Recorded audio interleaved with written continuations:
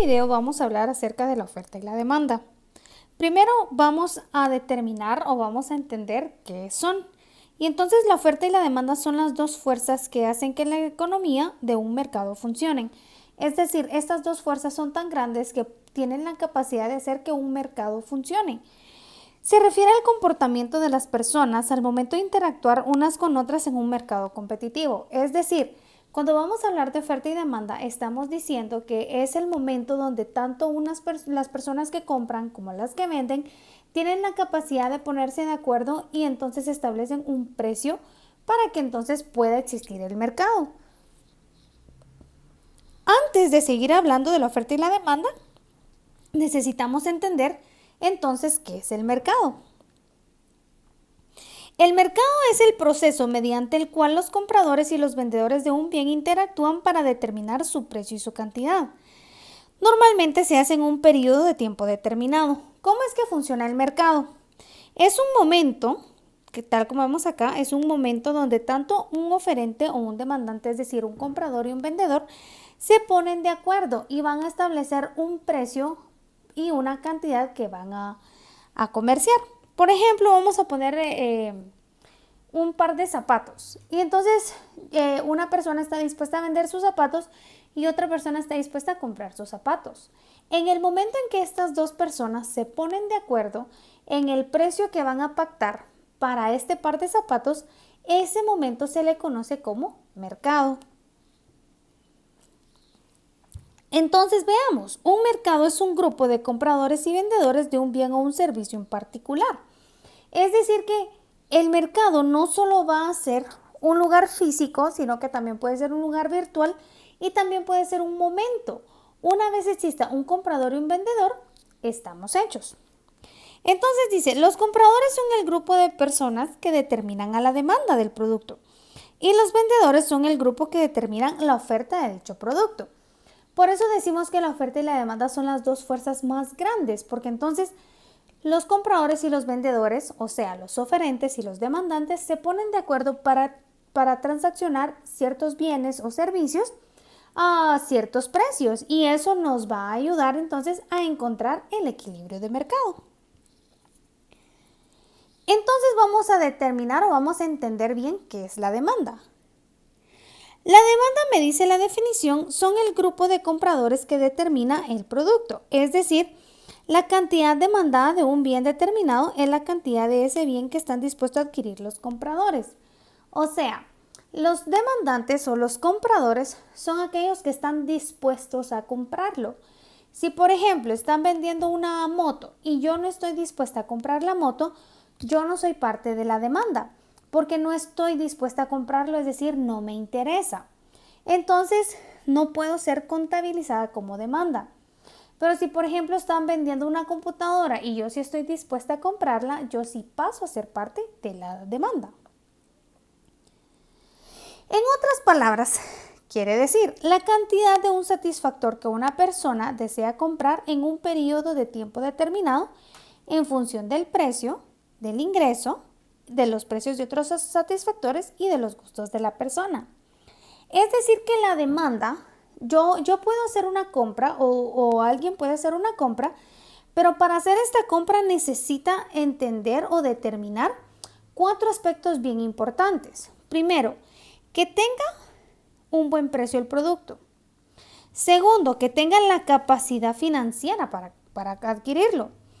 Que los productos similares no hagan que entonces su determinación por este bien cambie. Y lo más importante, que a la persona le guste. Si por ejemplo yo voy a comprar un pantalón, pero el pantalón no me gusta, a pesar de que tenga un buen precio, que yo tenga el dinero disponible para hacerlo, que las marcas similares lo tengan vendiendo, si a mí no me gusta, simplemente no lo compro. Eso entonces nos lleva a que la demanda tiene 4 determinantes y necesitamos entender cada uno de ellos. Y entonces dice que el primer determinante de la demanda es el precio del satisfactor, es decir, el precio del bien que estamos analizando. Si por ejemplo el producto que a mí me gusta está muy caro, simplemente yo decido no comprarlo porque por X o Y circunstancias simplemente no lo compro, ¿sí? Entonces, si el precio del satisfactor no está de acorde a lo que yo quiero, entonces la demanda no se lleva a cabo, ¿sí? Ok, segundo determinante, el ingreso. El ingreso de las personas es muy importante para saber si pueden demandarlo. Porque yo puedo tener un pantalón que me gusta mucho, el precio me parece accesible, pero ahorita simplemente no tengo el dinero para comprarlo, entonces simplemente no lo voy a comprar. Es decir, esto no se cumple, ¿sí? Otro determinante, los precios de otros satisfactores. Es decir que yo puedo tener el producto puede tener el precio correcto, yo puedo tener los ingresos, pero si simplemente, por ejemplo, la competencia sacó una nueva promoción y a mí me gusta más el precio de la competencia, el producto que yo estoy viendo ahora, la demanda no se lleva a cabo porque me gusta más el precio de otros satisfactores, es decir, que puedo encontrarle un sustituto al producto que estoy yo evaluando y por consiguiente hace que no se lleve a cabo la demanda. Y vamos al último determinante de la demanda, que son los gustos y las preferencias. Los gustos y las preferencias son los más importantes porque yo puedo, o el producto en el que yo estoy fijándome, puede cumplir todos estos requisitos.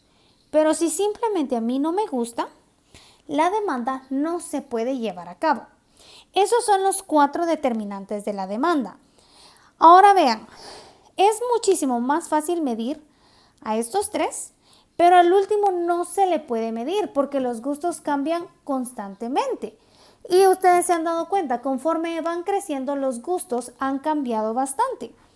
Los primeros 3 determinantes de la demanda sí los podemos medir y estos los medimos a través de la elasticidad. Pero el último no lo podemos medir porque este es muy variable y es muy subjetivo.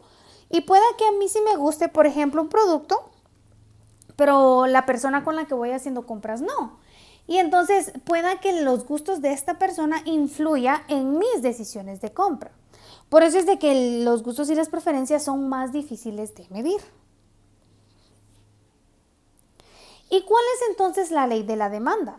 La demanda me dice, si todo lo demás permanece constante, entiéndase, si todos los otros determinantes se mantienen constantes, la cantidad demandada de un bien disminuye cuando el precio de un bien aumenta, es decir, a mayor precio, menor demanda.